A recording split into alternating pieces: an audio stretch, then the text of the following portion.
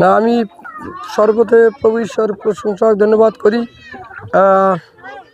মনে যে একটা আশা ছিল যে নাতি ছেলে মেয়ে নিয়ে এখানে পুকুরের মধ্যে বাইকের সিস্টেম করব, হ্যাঁ, সেই আশা ঈশ্বর পূর্ণ করলো। এই জিনিসটা ধন্যবাদ দেই। আমার নাম জন শ্রীকান্ত বারৈ। আমি আমেরিকান প্রবাসী। প্রায় বিগত 30 বছর আমি ওখানে আছি। আমার প্রবাস জীবন হলো প্রায় 42 বছর। জীবনে অনেক প্রতিঘাতের মধ্যে দিয়ে আজকে এই পর্যন্ত আসছি। এই ঈশ্বরের আবার আমি ধন্যবাদ দেই। এবং আমার যে আকাঙ্ক্ষা ছিল, যে আশা ছিল, সব এক এক করে ঈশ্বর আমার পূর্ণ করছে। এই জন্য আমি সবাইই বলি, যে কোনো জিনিস যদি তুমি জীবনে সেটা বাস্তবায়ন করতে চাও, তোমার দুইটা জিনিস দরকার। একটা হলো তোমার কঠোর পরিশ্রম, আর দ্বিতীয় হলো ঈশ্বর। তার বাধ্য মতন যদি থাকা যায়, তার মতন যদি চলা যায়, তার আদেশ মতন, তাহলে সেটা হবেই হবে। টুডে অ্যান্ড টুমরো, এটা আমার জীবনে পাইছি। এই জন্য আমি সবাই এই কথাই বলবো যে আমরা কেন গরিব? শুধু আমরা এই কারণেই গরিব যে আমাদের মধ্যে সে সততা নাই, সেই বিশ্বাস নেই, সেই ভালোবাসা নাই। একজনের বিরুদ্ধে আর একজন হিংসা, নিন্দা, পরলোচনা, পরচর্চা, যার জন্য আমরা জীবনে কিছু আগাইতে পারি না। যাই হোক, এখন কথা হলো আমি সবাই ধন্যবাদ দেই এবং পিতাসের ধন্যবাদ দেই। আমার ছেলে মেয়ে এবং নাতিপুতিরা আবার এই সপ্তাহ, আগামী সপ্তাহ চলে যাবে সেই আমেরিকায়। আপনারা সবাই প্রার্থনা করবেন সেখানে যে। আচ্ছা, আপনি যে নৌকাটা তৈরি করেছেন, মাছের নৌকা, তাই তো? এই নৌকাটা তৈরি করতে আপনার কত টাকা খরচ হয়েছে? আসলে নৌকা তো আমার জীবনে আমি ছোটবেলা থেকে আমি বিয়ে হিসেবে আমি হিসাব করে কিছু করি না। আর নিজের নৌকা, যার জন্য আমি ওইরকম কোনো হিসাব করি নাই যে কত টাকা, তবে আনুমানিক 20 লাখের উপরে আর কি খরচ হয়েছে। আপনার ইনকামটা কি? আমি একজন শেফ, বেকারি শেফ। নৌকা থেকে কোনো ইনকাম আছে কিনা? ও, নৌকা থেকে কোনো ইনকাম নাই, আর খরচ। একটা নৌকা বাস দিতে গেলে প্রায় যাদের নৌকা আছে তারা জানে 100 লোক নিয়ে যদি নৌকা বাইশ দেয়, কমপক্ষে 1 লক্ষ টাকা খরচ আছে তার একদিনে। কারণ 3 বেলা তাকে খাওয়ান দিতে হবে। এটা নৌকা তৈরি করতে আমার 3 মাসের উপরে। গত বছর 24 সালে। এবং সব লোহা কাঠের দিয়ে তৈরি। কয়টা জায়গায় গিয়েছেন প্রতিযোগিতায়? আমি 4 জায়গায় গিয়েছি প্রতিযোগিতায়। এবং একটা হলো প্রথমে হচ্ছে কি বাইশতপুর না, বাটকেমারি পাহাড় একটা, এবং 7 পাহাড় এবং জলিপাড়। এই 3 জায়গায় আমি ফার্স্ট হয়েছি। 4 জায়গায় ফার্স্ট হয়েছি। ফ্রিজ পাইছি এবং সেইগুলো আমার ঘরেই আছে। এবং অনেক আরো ডাকছিল, আমি আর সময় ছিল না, আমি চলে গেছি। যাইতে পারিনি। আপনি তো একজন সমাজসেবক, তাই না? আচ্ছা, আপনি তো একজন সমাজসেবক। আপনি দেশের জন্য বা জনগণের জন্য কি কি করেছেন আর কি কি আগামীতে করতে চান, এটা কি একটু বলবেন কি? এখন সেটা হলো, আমি অনেক কিছু করার ইচ্ছা আছে, কিন্তু সত্য কথা কি, মানুষ একটা কথা বলে, কাঁকড়ার সময় একটা কাঁকড়ার ডাক টান দেয় উপর দিকে জুড়ের ভিতরে রাখলো, ওইরকম আমার দেশের মানুষ। সেরকম এখন আমার ইচ্ছা থাকলেও ওরকম পারতেছি না। কি জন্য? মানুষ ভালো না, মানুষ কেউ ভালো চায় না।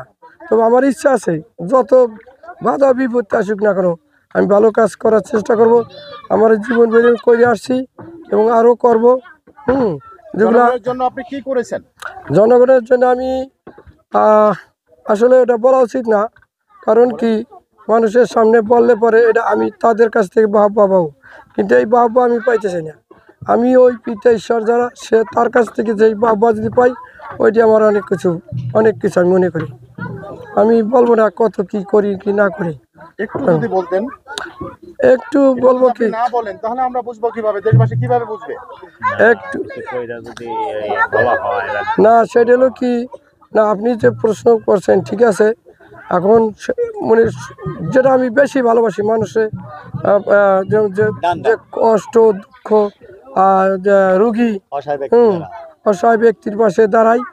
এবং কিছু ধর্মীয় অনুষ্ঠানের সে কি সেবা আমি কিছু টাকা দেওয়া ধর্মীয় অনুষ্ঠানে আমি সবসময় চাই দেই, কারণ সেটা আমি মনে করি ঈশ্বরে আমি দিলাম, এটা আমি কাউকে দিই না, ঈশ্বরে দিলাম। আগামীতে হ্যাঁ। আপনি জনগণের জন্য কি করতে চাচ্ছেন, এলাকাবাসীর জন্য?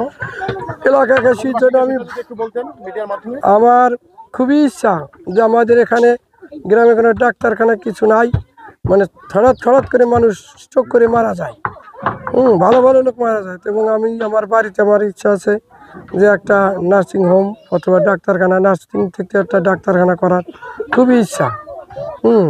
এবং এই সমাজে যে অবস্থা দেখতেছি, এই জন্য আমার ইচ্ছা যে আমাদের এই গ্রামে কোনো মাঠ নাই, খেলার মাঠ নাই, যেহেতু আপনার একটা খেলা প্রত্যন্ত অঞ্চল। এবং যার জন্য ওইটা মাঠ করে দেওয়ার ইচ্ছা যে আমার গ্রামে আমি একটা মাঠ করে দেবো। সেইটি এখন জানি না কতদূর কী করতে হবে, সবই ওই ঈশ্বর ইচ্ছা, আমি চেষ্টা করবো, কিন্তু সবই ঈশ্বর এখন ইচ্ছা। মিডিয়ার মাধ্যমে মিস্টার শ্রীকান্ত বাড়ুই, আপনি কি বলতে চাচ্ছেন? মিডিয়ার মাধ্যমে দেশবাসীকে, জনগণকে কি বলবেন? আমি দেশবাসীকে এই কথাই বলবো যে আপনারা আমার জন্য প্রার্থনা করবেন, আমার যা আশা আছে ঈশ্বর যেন সেগুলো পূর্ণ করে। এই পর্যন্ত ঈশ্বর করে আসছে, এই পর্যন্ত। যদি একটা ঘোষণা দিতেন। এখন ঘোষণা কি দেবো, এখন সবচেয়ে বড় যে আমি একটা হসপিটাল অথবা নার্সিং হোম করতে চাই, যেগুলো এখানে বড় ডাক্তার এখান থেকে আমি প্রত্যন্ত অঞ্চলে, কেননা এখানে সত্য মানুষ মারা যাইতেছে, হঠাৎ করে মানুষ মারা যায়, নিজের কষ্ট লাগে। যার জন্য আমার ইচ্ছা এখন আমি শেষ জীবন আমার গ্রামে থাকবো এবং গ্রামের জন্য আমি কাজ করব। আর আমার ইচ্ছা নেই চাকরি থাকবেন। আপনি কি এইভাবে কি আপনার জীবনটাকে উৎসর্গ করবেন জনগণের জন্য, জনগণের পাশে থাকবেন? হ্যাঁ, অবশ্যই 100%, কারণ এতদিন আমার নিজের জন্য করছি, এখন জনগণের জন্য কিছু করতে চাই। লাস্ট প্রশ্ন আপনাকে, আপনি কি শুধু নিজের স্বজাতির মধ্যে করেন না সমগ্র জাতির মধ্যে? সবার মধ্যে, কারণ আমি মনে করি আমরা সবাই এক ঈশ্বরের সৃষ্টি। আমরা এমনি জাতিগতভাবে আমরা ভাগ করি, হিন্দু, মুসলমান, খ্রিস্টান, বৌদ্ধ, এগুলা, কিন্তু মানুষ আমরা এক। এই যে মানুষ আমরা এক ঈশ্বরের সৃষ্টি। আমরা ভিন্ন চোখে ভিন্ন আঙ্গিকে মানুষকে দেখে থাকি, কিন্তু আমার ইচ্ছা আমার বিতর্ক হিংসা মানে নাই বলতে গেলে, আর কোনো অহংকারও নাই আমার ভিতরে না, কারণ এটা ঈশ্বর পছন্দ করে না, আমিও পছন্দ করি না। মিডিয়াকে দেশবাসীর সম্বন্ধে একটা বার্তা দিয়ে আপনি রাখতে পারেন। এখন বার্তা কি, এখন সারাদিনই আপনি আসছেন এখানে, আপনার ধন্যবাদ, আপনারা কষ্ট করে আসছেন। ইউটিউবার সে নির্মলও আছে, তাকেও ধন্যবাদ দেই।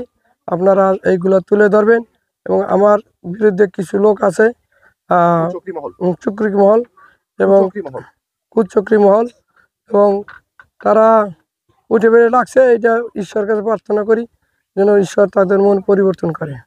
ধন্যবাদ সবাই।